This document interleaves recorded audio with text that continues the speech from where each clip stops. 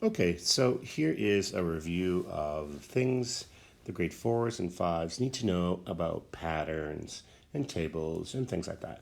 Let's start off with patterns in numbers. How do you figure out what number would come next? When I see any group of numbers in a row here, I right away focus on the difference between the numbers. So from 2 to 5, I need to add 3. To get from 5 to 8, I need to add 3. And then so on and so on. By writing these numbers on top, that really shows that you have zeroed in on what is happening in the pattern. And on the test, if I see that you figured that out and you make some mistake later, I can give you credit for that. If you just write the numbers and maybe not a little bit anything else, it's a little harder for me to maybe sometimes figure out what's happening. So plus 3 again will make that 11 turn into a 14, and then a 17, and then a 20, and then a 23, and a 26. So I haven't made any mistakes there. That should work out. Now it's time to describe the pattern. When you're describing the pattern, the first thing I want to know is what does the pattern start with? And then later on, what's going on with it after that? So in this example, I would say start at 2, then add 3 each time. And this is how you would do something like that. Let's take a look at this pattern here. In this pattern, I'm going to go from 1 to 2, so that's a plus 1. And then I go 2 to 4, that's plus 2, so something else is happening. And then I'm going plus 3, and then plus 4, and then plus 5. So I see that the pattern's getting bigger each time. So that means I need a plus 7 here. That makes that 23, I believe. And then I need a plus 8 here. That would make that 31. And then a plus 9, which would make that 40. And then a plus 10, that would make that 50. And then a plus 11 would make that 61. Now this is really interesting of how you would talk about this pattern, because you would still say start at 1, and then I would say something like add 1, then 2, then 3, and so on. Or I would say add 1, add 2, add 3, and then I would say etc. That is another way of saying and so on. Or add 1, add 2, add 3, and then add 1 more each time. Something like that. Let's jump over to maybe this one more pattern here. Let's take a look. Going from 9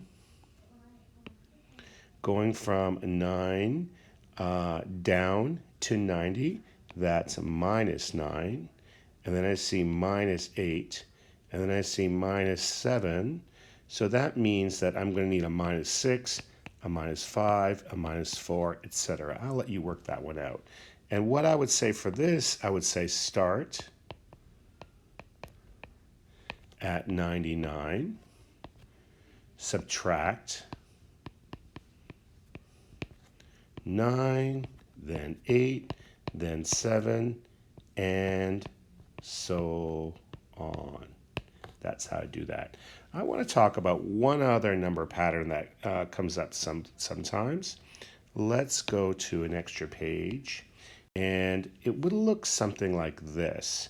You would need, let's say I go 1, let's say I do the pattern something like this.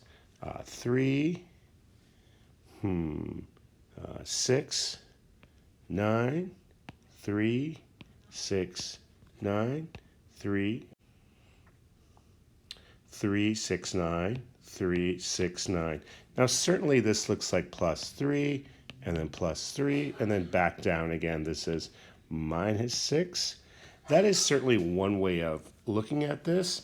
The other way of looking at this is just really like a repeating number, a repeating series of numbers. So I might say 3, 6, 9, and then repeat. And so it's more about just maybe 3 things being repeated than the math that goes with that. Okay, let's go to the next.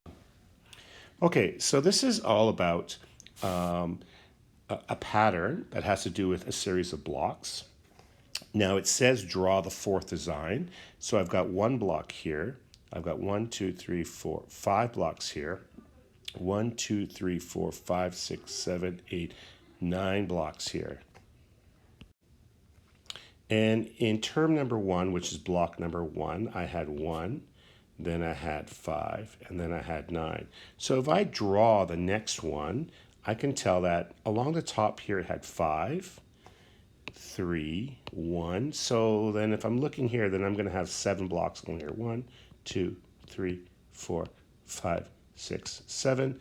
And it has 2 hanging down, 4 hanging down, and each 6 hanging down. 1, 2, 3, 4, 5, 6. And when I count this up, I believe I'm going to end up with 13 blocks. Now, drawing is certainly a good strategy to kind of when you're trying to figure out what is happening with a pattern like this. However, you can see that eventually I'm just going to run out of room. And that's when it's better to switch to the table and make the table do the work for you. So what would be the 8th design? So it's plus 4 each time. So then this would make this 17, 21, 25. I'm just adding by 4s, and 29. So if I was asked how many blocks in the 8th design, I would say it would be 29 blocks. This is something that only the grade 5s need to know. And that is making a table, but perhaps they are using a recipe. Now, usually you have a recipe, but let's say you have a lot of people coming, sometimes you might have to double the recipe. So if you double the recipe, you need 4 cups of flour, you need 500 milliliters of water, and you need you need 1 whole cup of butter. If more people are coming, you might need 3 times the recipe. So 3 times the recipe would be, you're going to multiply these numbers by 3. That gives me 6. That's 750. And that's 1.5 cups. So each time that you add a new amount, a new serving number, you just have to add the elements of the original recipe each time. Here is also only for the grade 5s. And this was one that seemed to give them trouble sometimes. And that is if you have a series of numbers or a series of items that are all stacked up, you are asked to use a pattern to try to figure out how many things there are there. Now we've got in front of us 10, 20, 30, 40, 50, 60, 70, 80. This technique is actually quite effective with a large series of numbers. And the thing is, you don't want to have to add them all up individually. You're looking for ways that you could try to do this a little bit by using a pattern. So one thing I know is if I take this 10 and I go over here and I go to the 80, that will give me a total of 90. And if I use the 20 and the 70, that will also give me 90. And the 30 and the 60 will also give me 90. And the 40 and the 50 will also give me 90. So sometimes the step number 1 is take the highest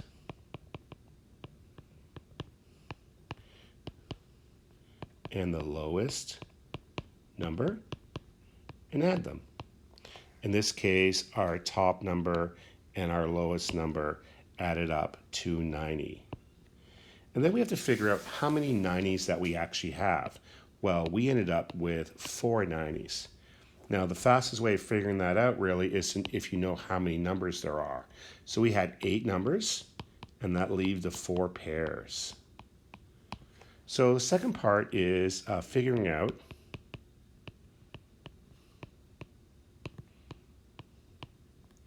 how many pairs you'll have. In our case, we have 4 pairs. So we know that if you add the top and the bottom and other numbers, you'll end up with 90. And there's 4 of them. So the last step really is to take the one number and multiply it by the other number, and we're going to get this number here. Here's another way of doing it. I've got 1, 2, 3, 4, 5, 6, 7, 8, 9, 10 cans. So I take the top and the bottom, that's 11. Because there's 10 cans, that's 5 pairs. So 11 times 5 pairs, that's 55. Boom, I'm done quickly without having to do all the counting. And again, this also works with a big array of numbers as well. Grade 4, I apologize, there's a boo-boo down here. But sometimes in the pattern, you'll be asked to find the middle, a missing number.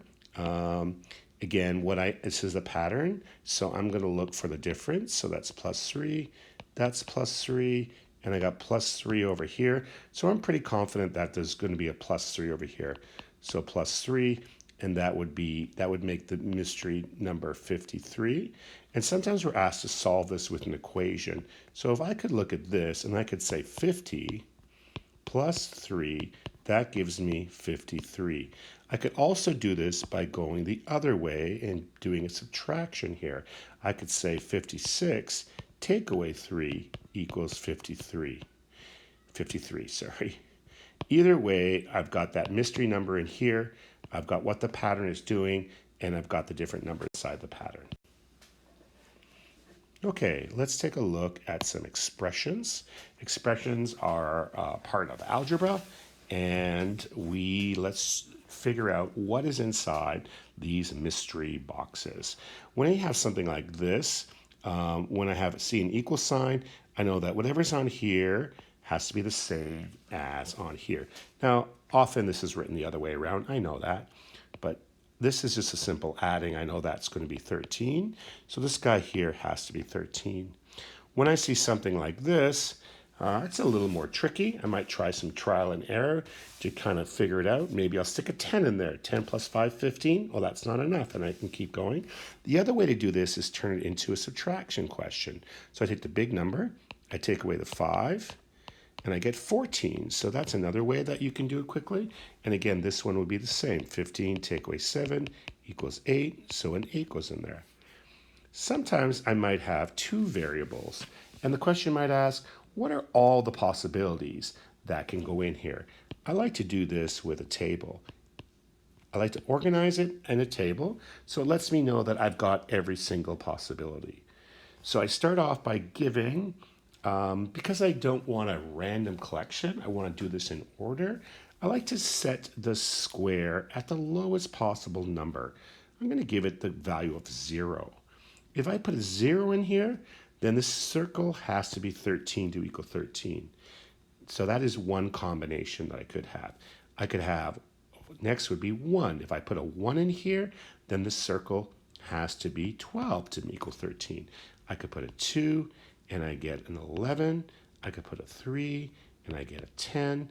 I could put a 4, and I get a 9. I could put a 5, and I get an 8.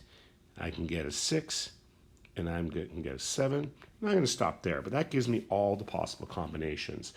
That gives me a lot of possible combinations. I could finish this off so that I end up with 0 down here, and that will tell me that I got to the end of the combinations. Now here's another grade 5 problem, and it has to do with, it involves using tables. It's not too tricky, actually. If I have one team, I have 15 players. 2 coaches, 4 balls. If I have 100 players, how many teams can I have? Well, 2 teams would make it 30. Now, it's not really asking me about coaches and things like that. So for this example, I'm not going to bother with that. But some other questions might have multiple parts.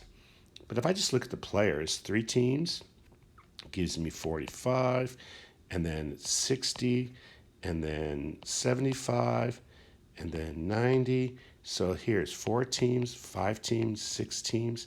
Now when I get to potentially 7 teams, for 7 full teams, I need 105 players?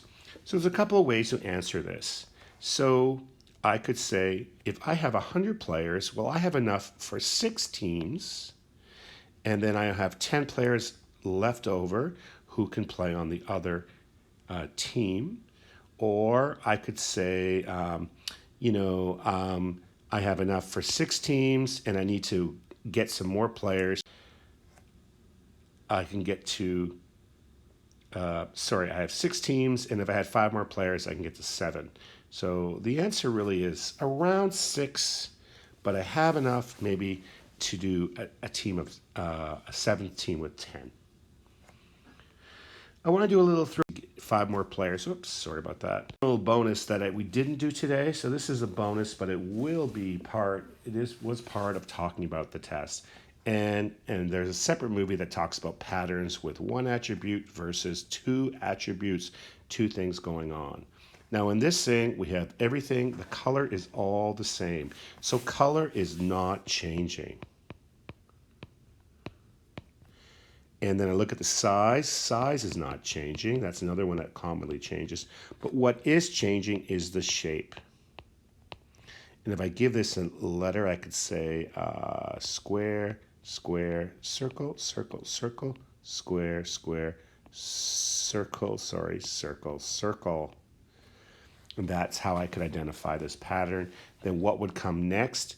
After 3 circles, I would need 2 squares. What's changing? It is the shape, of course. But in this next example, there's lots of things happening. And there is the colors changing and also the shape. The trick to doing 2 attributes is just talk about one thing at a time. Let's talk about color. I've got gray, gray, white, white, gray, gray, white, white, gray, gray, white, white. And if I had any more shapes, I would need a gray and a gray. Now in terms of shape, I've got square, square, circle, square, square, circle, square, square, circle, square, square, circle, square, square. So really what I would need here is 2 gray, pretend that's gray shapes. If the other thing that's kind of interesting, if I use ABC language, because sometimes we talk about patterns labeled with ABC, this one, gray, gray, WW, is really an A, B, B pattern. And on the bottom, I've got SSC, so that is an A, B pattern. You can see that these 2 are different. If you are asked to make a pattern or draw a pattern with 2 attributes, make sure you don't choose the same 2 types of patterns on the top and the bottom. It won't be okay. Here's another one right here. We've got color changing, and we have shape changing. So color goes A, B, C, A, B, C, but shape goes A, B, A, B, etc., etc. And on a test, you probably would be asked to make your own patterns. Okay, that is a long review. I hope that helps out. Please look at your review booklet as you go through this. And this last page was not in your review booklet. It's kind of a little bonus from me to you. You're welcome. Have a great night. See you.